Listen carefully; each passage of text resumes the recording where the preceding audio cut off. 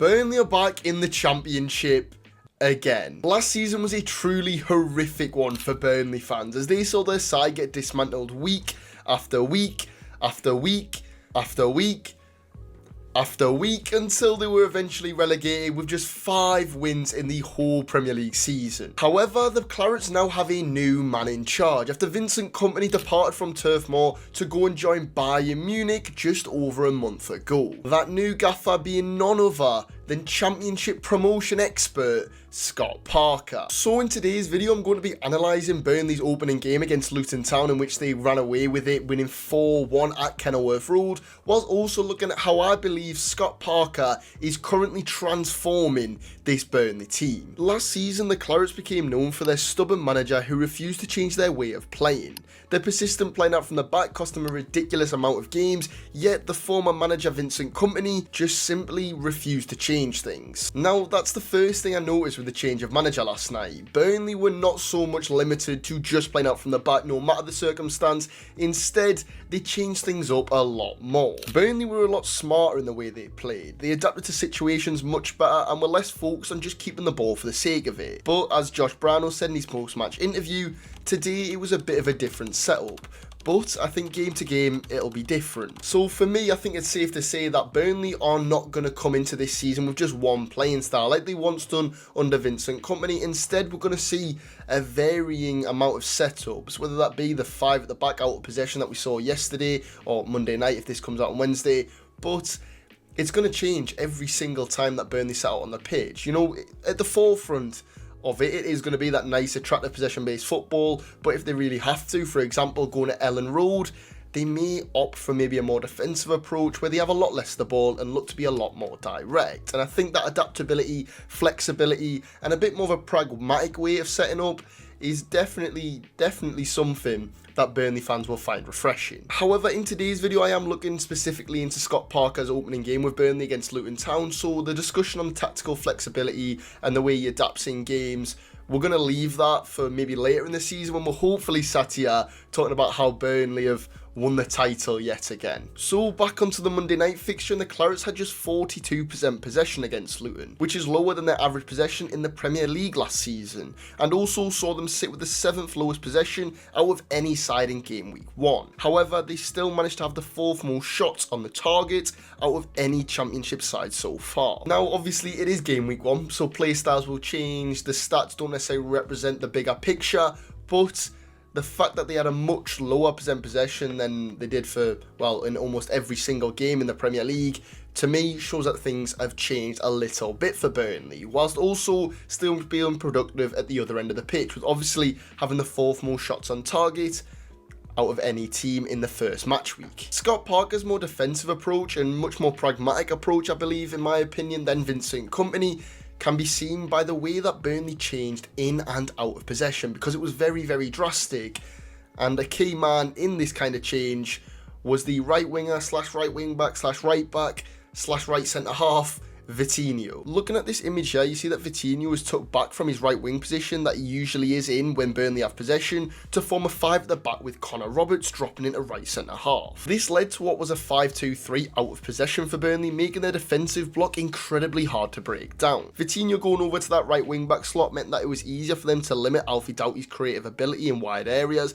whilst also preventing Adebayo from coming across to double up on the fullback. Something that happened very, very early doors in the last Premier League season, in the 23-24 season, was when Burnley went to Kenilworth Road. Adebayo pinned Connor Roberts very often. He got a lot of joy from drifting over and a long ball being pumped diagonally across the pitch for Adebayo to win knock-ons from Roberts. So having them 2 players, I suppose, marking him if he did drift over, meant it was a lot harder for him to win knockdowns and knock it down onto a Luton player. But outside of actually looking at the system and how it's set up, Vitinho was actually brilliant on Monday night. He carried the ball very well, completing 2 successful solo dribbles, and he also defended extremely well. The Brazilian won 5 out of his 7 tackles, won 12 duels, and completed 4 recoveries. Now, this isn't the first time that Vitinho has played as kind of a defensive winger role, but for me, it was definitely one of the best performances that I've seen him display in the 2 years that he's been with Burnley. Now, though, I want to look at the potential thought process that Scott Parker put in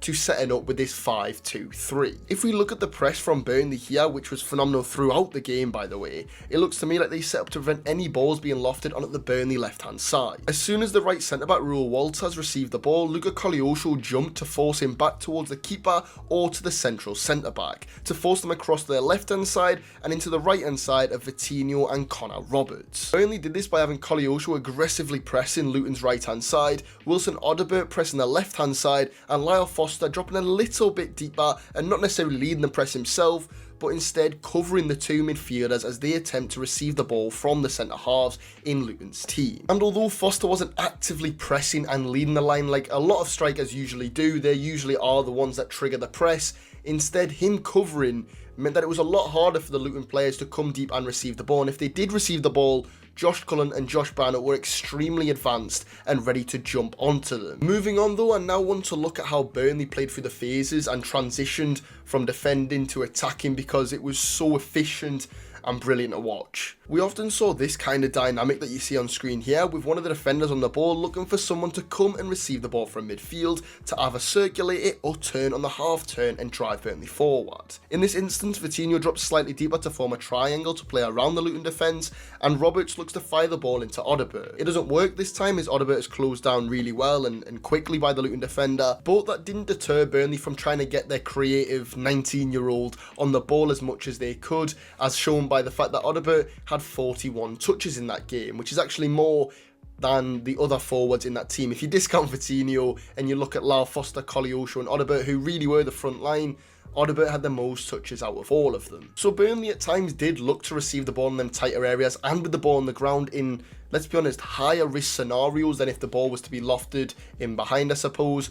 But it didn't just stop there. As I mentioned briefly at the start of the video, Scott Parker is a lot more adaptable, and Burnley shifted things a lot depending on the situation. Another way in which Burnley attempt to play through Luton's press was to be a little bit more direct and play off of the centre forward Lyle Foster. Whether it was a ball on the ground into his feet similar to the way in which Odobert received the ball, or if it was a higher, more lofted pass that required the South African striker to bounce the ball off to a teammate. And although Foster didn't actually score, I thought he had a really all-round solid game. He was really positive in almost every action he did. He did a lot of that having to come deeper, hold off one, sometimes 2 Luton defenders and bounce the ball into them creative players that Burnley have got, whether it was Josh Cullen, Odobert, or shifting the ball out wide to Luca Pires, Luca Koleosho, or Vitinho even.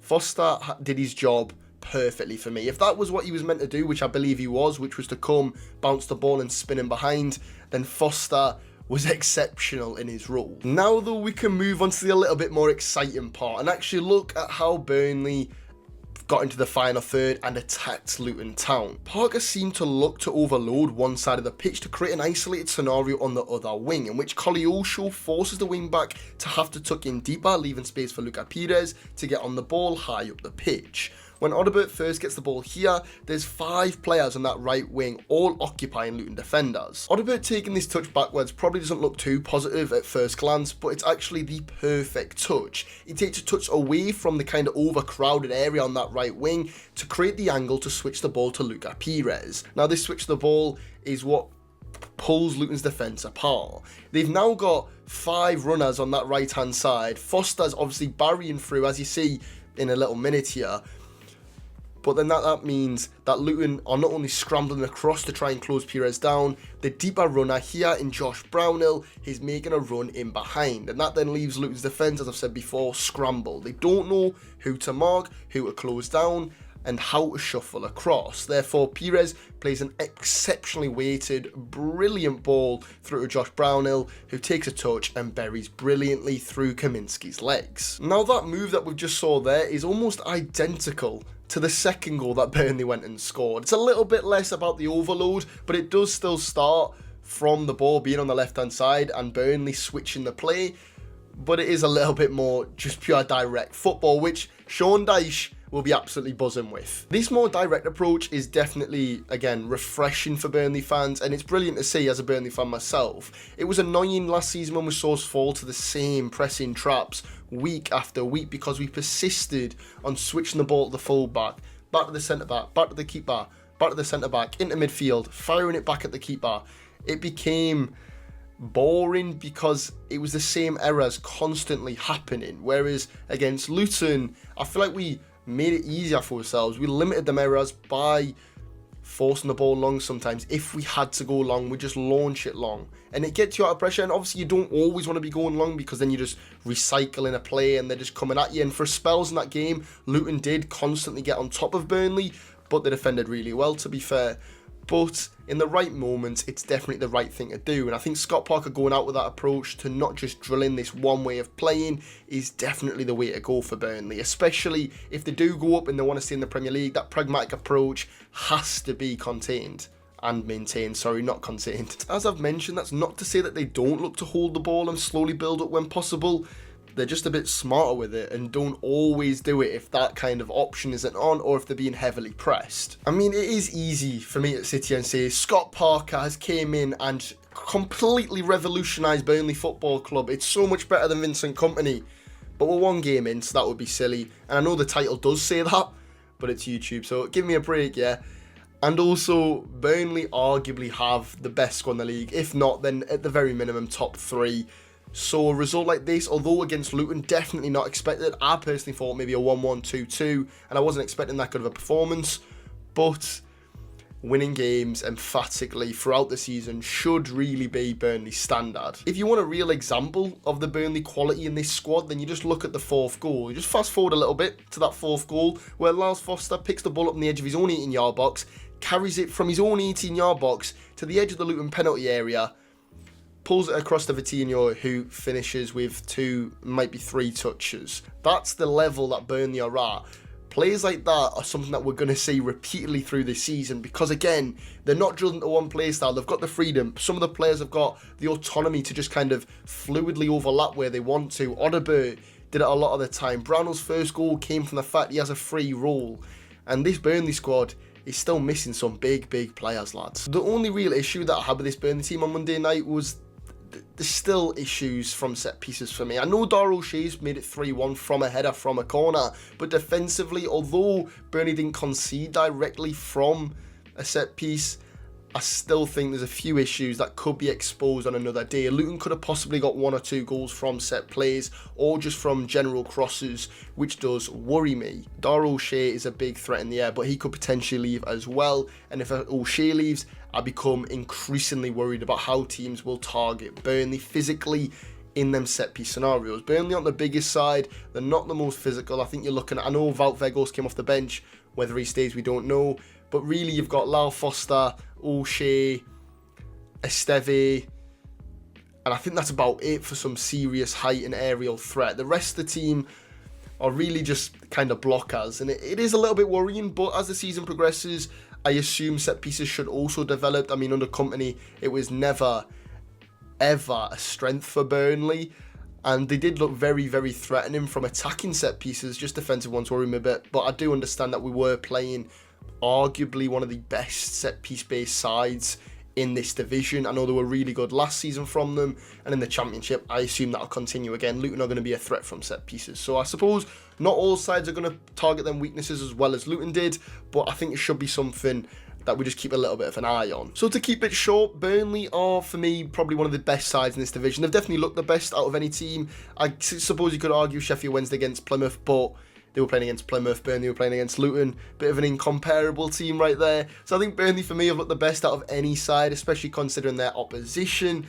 And I'm really interested to see how Scott Parker develops throughout this season, alongside his Burnley side as well.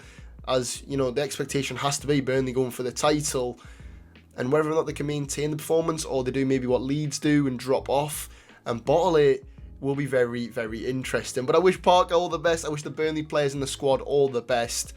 Hopefully at the end of the season, we're sat here talking about how Burnley are going to get Europe again in the Premier League, because that went really well last time. But if you have enjoyed, ladies and gents, please leave a like and subscribe. Let me know your thoughts on Burnley's opening game against Luton, and if you enjoyed my little bit of analysis on today's video. And I'll see you guys in the next one. Peace.